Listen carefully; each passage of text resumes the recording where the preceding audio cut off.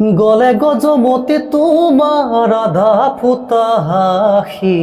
হয়, মই ঘৰতে দেউতাক অলপ খেতি বাতিৰ কামত সহায় কৰি আছোঁ আৰু লগতে ইটো সিটো ঘৰৰ। তোমাৰ দেউতাও এগৰাকী সংগীত জগতৰ লগত জড়িত ব্যক্তি। হয় হয় তেওঁ খুব সুন্দৰকৈ বাঁহী বাদন কৰে। হয়। মায়াময় ৰূপালী জোনা মোৰ মিনতি তৰা হৈ যদি তোমাৰ। জুবিন গাৰ্গ মই বহুত ভাল পাওঁ আৰু তেওঁকে মই গুৰু হিচাপে মানি জানো। শুভ্ৰ বলাকাৰ দেউকা সপোন ৰংখনা। কিছুমান প্ৰস্তাৱ এনেকুৱা প্ৰেমৰ ধৰণৰ অলপ প্ৰস্তাৱ আহে নেকি বাৰু?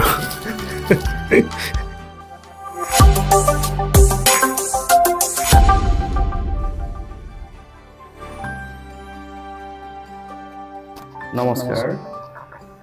আমি কৈছোঁ আন এটা খণ্ডলৈ আপোনালোকক স্বাগতম জনাইছোঁ। আজি আমাৰ সৈতে আছে এগৰাকী স্থানীয় কণ্ঠশিল্পী মনোজ কুমাৰ নাথ। মনোজ, স্বাগতম জনাইছোঁ তোমাক আমাৰ চেনেললৈ। নমস্কাৰ। মনোজক এখন ফুলাম গামোচাৰে মৰম যাচিব খুজিছোঁ। মনোজ, খবৰ খাতি কোৱা, কেনে আছা? খবৰ বৰ্তমান ভালে আছোঁ আৰু পোনপ্ৰথমে মই আপোনালোকক নৱবৰ্ষৰ পৰা ওলগ যাচিছোঁ আৰু ধন্যবাদ। আপোনালোকৰ চেনেলটোলৈ বহুত বহুত ধন্যবাদ জ্ঞাপন কৰিছোঁ, কাৰণ আজি মোক ইমানখিনি সুবিধা দিয়াৰ কাৰণে বহুত ভাল লাগিছে আৰু আপোনালোকে ভাল কাম কৰি যাওক তাকে প্ৰাৰ্থনা কৰিছোঁ আপোনালোক। ধন্যবাদ। তোমালৈও নৱবৰ্ষৰ শুভেচ্ছা জ্ঞাপন কৰিছোঁ। প্ৰথমে তোমাৰ পৰা তোমাৰ শিক্ষা জীৱনটো অকণমান জানি ল'ব বিচাৰিছোঁ। LP স্কুল পঢ়িলোঁ আমাৰ গাঁৱতে আৰু হাইস্কুল পঢ়িছোঁ নগামান্ধাত আৰু কলেজ জীৱন পঢ়িছোঁ ভোৰবন্ধা কলেজত আৰু ডিগ্ৰী পঢ়িছোঁ ঘনকান্ত বৰুৱা কলেজত। মনোজৰ এটা খুব সুন্দৰ কণ্ঠ আছে, খুব সুন্দৰ এটা কণ্ঠৰ অধিকাৰী। তুমি বিহুৰ সময়ত বা বিহুৰ ছিজন হওক বা আন ছিজন হওক তেনেকৈ মঞ্চত গীত পৰিৱেশন কৰা নেকি? কেইদিনমানৰ পৰা মই অলপ ফেচবুকত মোৰ পেজ এটা আছে, পেজটোৰ পৰা গীত চিত দিব আৰম্ভ কৰিছোঁ আৰু দুই এজন মানুহ তাৰ পৰাই চিনাকি হৈছোঁ আৰু তেনেকৈ ক'ৰবাত মানে এটা দুটা প্ৰগ্ৰাম পাওঁ তেনেকৈ। সেই প্ৰগ্ৰামবিলাকত যোৱা যে অকলে যোৱা নে তোমাৰ লগত আৰু কোনোবা থাকে? মোৰ লগৰ দুই এজন যায় আৰু দূৰৰ প্ৰগ্ৰাম হ'লে লগৰ দুই এজন যায়, এনেই ওচৰতে হ'লে অকলে যাওঁ আৰু। তোমাৰ লগত কথা পাতি থাকিম বাৰু, কিন্তু প্ৰথমতে মই মনোজৰ কণ্ঠৰ এটা সোৱাদ দিব খোজোঁ দৰ্শকসকলক। তোমাৰ ভাল লগা এটা সুন্দৰ গীতেৰে প্ৰথম আমাক অভিবাদন জনোৱা। হয়, নমস্কাৰ। মই আপোনালোকৰ ওচৰত এটি লোকগীত গাব লৈছোঁ পোনপ্ৰথমে। কৰ্ণত কুণ্ডল তোমাৰ মাঝে ময়ূৰাৰ পাখি, গলে গজমতি তোমাৰ ৰাধা ফুটা হাসি। কৰ্ণত কুণ্ডল তোমাৰ মাঝে ময়ূৰাৰ পাখি, কর্ণত কুণ্ডল তোমার মাথে ময়ূরার পাখি। গলে গজমতি তোমার রাধা ফুটা হাসি, কর্ণত কুণ্ডল তোমার মাথে ময়ূরার পাখি। হে হরি শিরত কি রীতি তোমার ভ্রমর নচাৰে মোৰ হৰি হৰি ভ্ৰমৰ নচাৰে। চৰণৰ পুৰ প্ৰভু কমল দূষণ, কৰ্ণত কুণ্ডল তোমাৰ মাথে ময়ূৰাৰ পাখি। কর্ণত কুণ্ডল তোমার মাথে ময়ূরার পাখি, গলে গজমতি তোমার রাধা ফুটা হাসি। কর্ণত কুণ্ডল তোমার মাঝে ময়ূরার পাখি। ধন্যবাদ।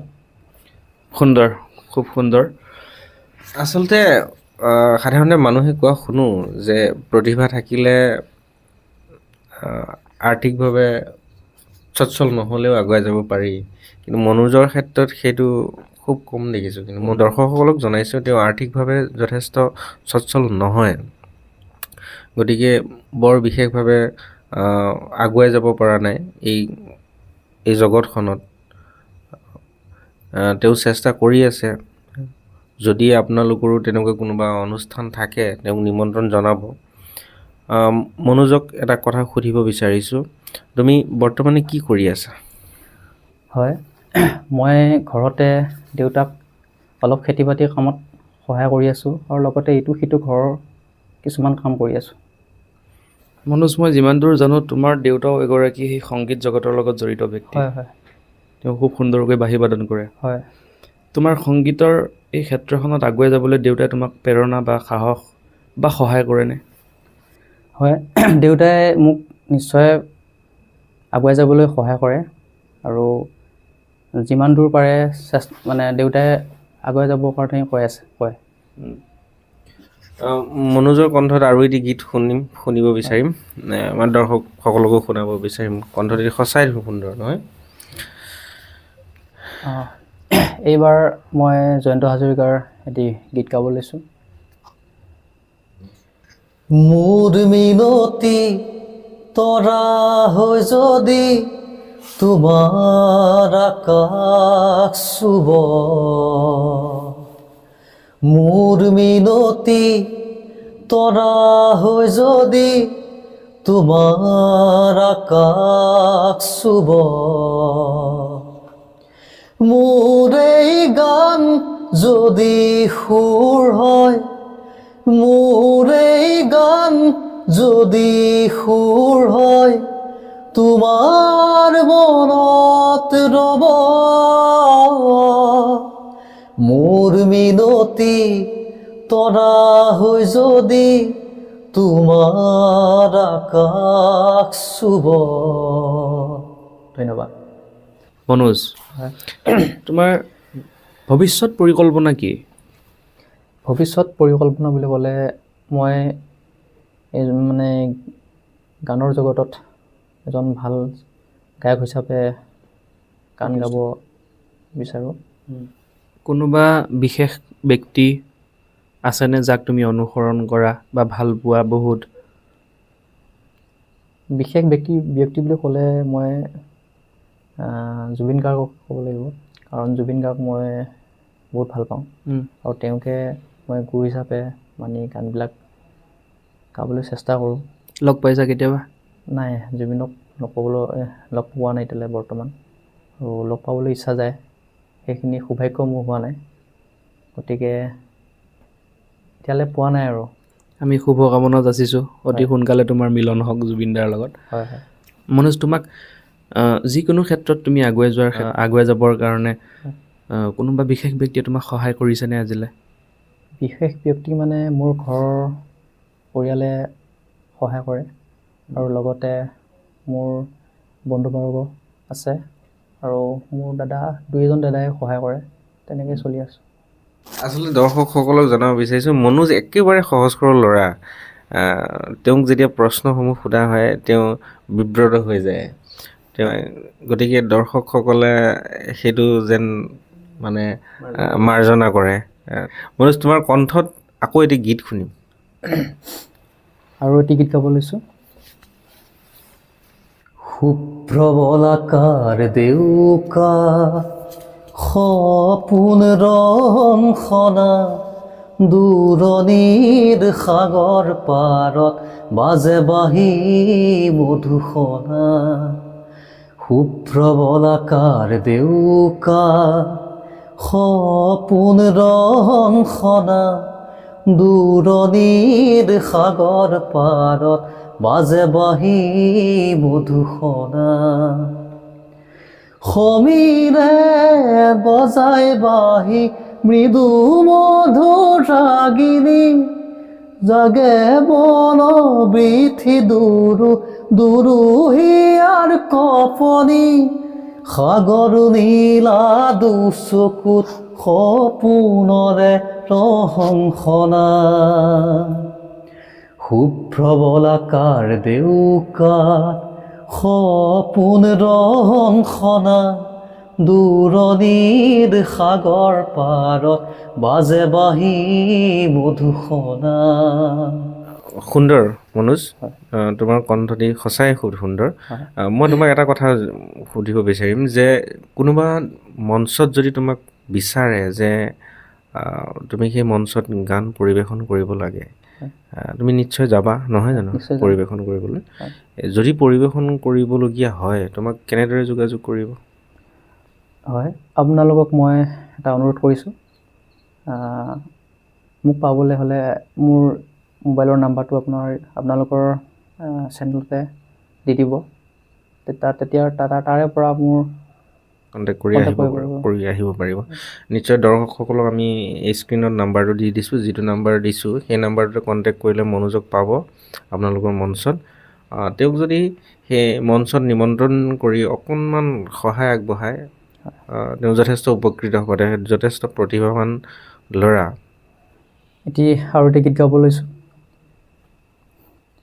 হলকানন্দা উঠৰ হাঁহি যেন ৰজনী গন্ধা ফুলৰ পাহি হুৰুণিমা হৈ আকাশতে যেন আকিলাহি ৰং প্ৰভাততে অচিনা নদীৰ সোঁতে সোঁতে বৈ অচিনা নদীৰ সোঁতে সোঁতে বৈ আহিলা কাষলে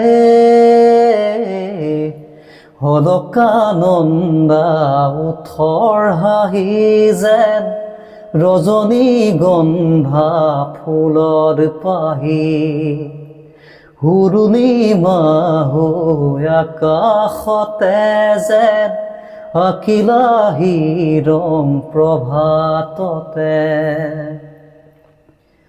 মোৰ জোনা কৰে চিনাকি ছায়াতে তুমি যে আছিলা ৰৈ যেন শৰততে শেৱালি বুটলি আপোন পাহৰা হৈ কিনো মোহনীয়া লাজুকী নয়না মৰম তোমাৰ যুগমীয়া হলকানন্দা উঠৰ হাঁহি যেন ৰজনী গন্ধা ফুলৰ পাহি হুৰুণিমা হৈ আকাশতে যেন আকিলাহি ৰং প্ৰভাততে।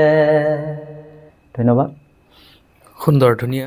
ফেচবুক পেজ এটা আছে মোৰ, নামটো কৈ দিয়া, দৰ্শকে এভুমুকি মাৰিব পাৰিব। মনোজ কুমাৰ নাথ বুলি আছে, তাতে মই গানবিলাক মোৰ আপলোড কৰি আছোঁ। আমি স্ক্ৰীণতো বাৰু নামটো লিখি দিম তেওঁৰ চেনেলটো, আপোনালোকে এভুমুকি মাৰিব আৰু সুন্দৰ সুন্দৰ গীতবোৰৰ সোৱাদ ল'ব।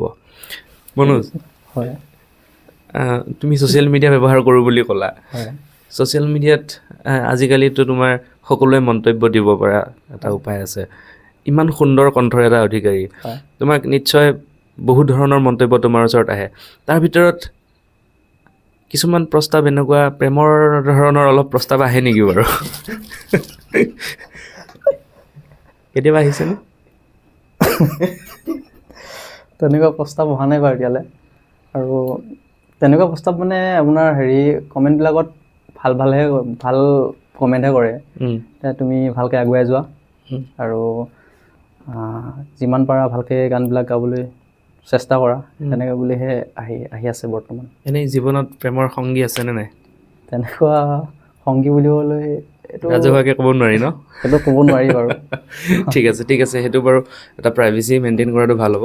যি কি নহওক মনোজ, তোমাক আশা ৰাখিছোঁ আমি তোমাৰ এটা সুন্দৰ এনেকুৱা এটা ক্ষণ অন্ততঃ নতুন বৰ্ষটোত আহক। যিটো ক্ষণে তোমাক তোমাৰ জীৱনটো সলনি কৰি দিয়ক। তোমাৰ কণ্ঠত আন এটি গীত শুনিম। আৰু এটি গীত গাব লৈছোঁ। জোনা গলা জাৰৰ নিশা মোৰ থৈ খেতা খেতেলি, জোনা গলা জাৰৰ নিশা মোৰ থৈ খেতা খেতেলি, গণি গণি আঙুলি মূৰত আছে কিমান চকু পানী, সুখৰ চিকুমনি, মই ভাগৰা নাই জীৱন হেৰুৱা নাই, মই ভাগৰা নাই জীৱন হেৰুৱা নাই, জোনা গলা জাৰৰ নিশা মোৰ থৈ খেতা খেতেলি, গলি গলি প্ৰতিদিনে পলে পলে জীৱন গলে, ক'তনো বিচাৰিবি কৰুণাৰ হাত, ক'তনো বিচাৰিবি কৰুণাৰ হাত, বিচাৰি ফুৰিম প্ৰতিদিন প্ৰতিদিন, মই ভাগৰা নাই জীৱন হেৰুৱা নাই। মোৰ প্ৰিয় গীতবোৰৰ ভিতৰত এইটো কিন্তু এটা অন্যতম। হয়, মই বহুত ভাল পাওঁ এই গীতটো, লাগে। সঁচাকৈয়ে ভাল এটা গান। তোমাৰ কণ্ঠত কিন্তু অন্য এটা ৰূপ লৈছে, ভাল লাগিছে গানটো। শেষৰ ফাললৈ আহিছোঁ, যিহেতু বিহুৰ বতৰ আহি আছে, বেছি দিন নাই আৰু। এটা বিহুৰ কলিৰে যদি আমি অনুষ্ঠানটো শেষ কৰিব পাৰোঁ ভাল লাগিব। নিশ্চয়। ঠিক আছে, এটি বিহু কলি গীত গাবলৈ লৈছোঁ। নাম ডাঙৰ পাৰৰে হে দেহামাই বৰহতা বিৰিণা, চতৰ ছদিন গলে হে দেহামাই উৰে উৰি চিঙা, বজাহি দেচোন গগনা গগনাৰে অমিয়া, গগনাৰে অমিয়া মা। ধন্যবাদ। ধন্যবাদ মনোজ। দৰ্শকসকল, ইমান পৰে আমি কথা পাতি আছিলোঁ মনোজ কুমাৰ নাথ, এগৰাকী স্থানীয় কণ্ঠশিল্পী। আপোনালোকে তেওঁক সহায় সহযোগিতা আগবঢ়াব বুলি আমি আশা ৰাখিছোঁ ভৱিষ্যত বা অনাগত সময়ত। আৰু মনোজ, তোমাকো পুনৰবাৰ নৱবৰ্ষৰ শুভেচ্ছা জ্ঞাপন কৰিছোঁ। আগন্তুক ভোগালী বিহুৰো শুভেচ্ছা যাচিলোঁ। হয়, আমি আপোনালোকো মই মোৰ ফালৰ পৰা ভোগালী বিহুৰ বহুত বহুত শুভেচ্ছা জ্ঞাপন কৰিছোঁ। ধন্যবাদ মনোজ, ধন্যবাদ। তোমাৰ ইমানখিনি সময় আমাক দিয়াৰ বাবে তোমাক অশেষ ধন্যবাদ জ্ঞাপন কৰিছোঁ। দৰ্শকসকল, আজি আমি অনুষ্ঠানটি ইমানতে সামৰিব বিচাৰিছোঁ।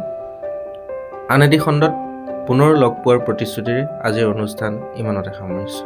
ধন্যবাদ।